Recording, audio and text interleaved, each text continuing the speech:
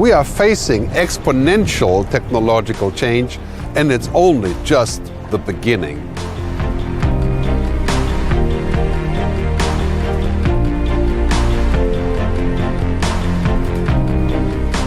If you're a musician, publisher, or car maker, you know this too well. Sector after sector, industry after industry, we're waking up to the fact that the future is already here. We just haven't noticed. Think about that if you're a banker, a doctor, a lawyer, an accountant, or a marketer. Your career may soon be impacted or simply be over. If your profession is built on routine, it will be automated. So before you choose a career, make sure it has a shelf life. 50% of our jobs will be automated within the next 10 to 15 years.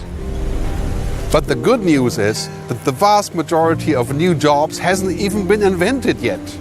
Anything that cannot be digitized or automated or otherwise done by robots will become extremely valuable. Human-only work is our future. What I call the mega shifts, such as datafication, automation, cognification, and robotization, will bring us magical new possibilities. But some of them are also making us manic or lead to toxic side effects. If you're spending more time communicating with screens than with human beings, maybe now is a good time to check back in with Team Human. Soon that screen you'll love so much will be a bot that will sound and feel very much like a friend, your friend, making it even harder to turn off. Are you already overconnected or digitally obese? Has big tech made you a happier person or just a busier one? For all the magical algorithms that are changing our lives at every turn, there needs to be a human equivalent. What I call the androrhythms, the things that actually make us human.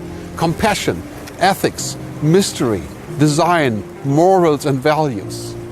You know, the most important things in life cannot really be expressed in zeros and ones, and human thinking isn't really computable, or is it? But within a decade or even sooner, we will reach the so-called singularity, the point in time when machines will equal and then surpass humans in brain power. By the time that happens, it may be too late to retain what actually made us human and to protect our humanity. Brain-computer interfaces, nanobots in our bloodstream, microchip implants, and soon human genome editing. Maybe we are the last unaltered generation of humans to inhabit this planet. Will it be possible to remain human as we currently define it? Will we be better off in a machine-led era without any human free will, beliefs, mistakes, or inefficiencies? What would it mean for humanity to cohabit with an intelligence far greater than ours? How could we cope with our newfound irrelevance? Whatever challenges we face now with technology are nothing compared to what's coming down the pipe. Forget about emails and apps. There's a whole tsunami of voice and thought-controlled technologies already leaving Santa Claus's factory. You may have not written to him, but he knows your address. Technology is not good or bad, per se. It just is, until we apply it, of course.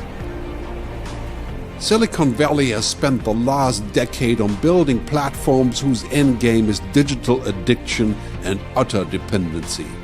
Maybe now is a good time to have a conversation about digital ethics. Or should we wait until luxuries such as mystery, free will, and unrecorded thoughts are a distant memory? Technology is not our enemy. Technology is a useful servant, but it could also become a terrible master. Technology is a tool to be employed, not a purpose to employ us. How much of your humanness are you willing to surrender in order to tap into the convenience of those magical machines? The more we robotize our world, the less we govern ourselves.